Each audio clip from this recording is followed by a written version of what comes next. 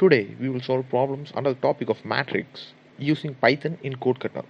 This question states that Rohan is a coder who solves puzzles, and here we are given a matrix of dimension 5 into 5 where the elements of the matrix are filled with English alphabets, and our task here is to print the number of rows which has all the 5 vowels in English alphabet in a particular row.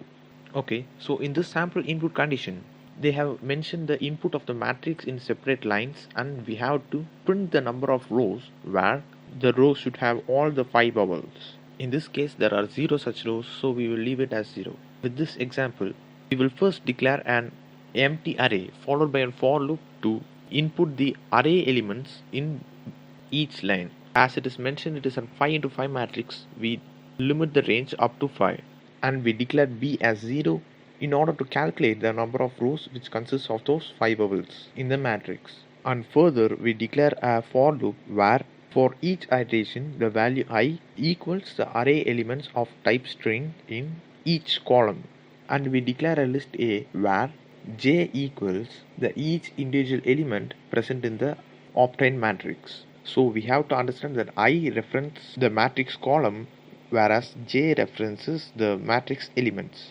For example, those are A, B, C, D, E in the first matrix column, which depends upon the mapping reference of the variable I. Whereas if I equals the second column due to the further iteration, the variable of j would map the elements present in the second column. And we store this value inside of the list A, where we declare the for loop inside this list.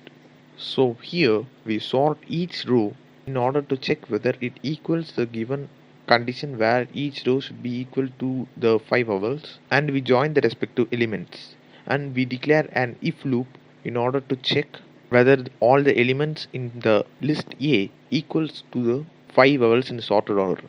That's the reason we declared a.sort in the first place. And if the if condition is true, we increment b value with respect to the if loop. And finally, we declare the value of b, which equals to the number of rows containing all the 5 vowels. In this program, I have done this code in Python. In the upcoming sessions, I will ensure to solve the programs in C and C++. Thanks, and we will meet soon in another video.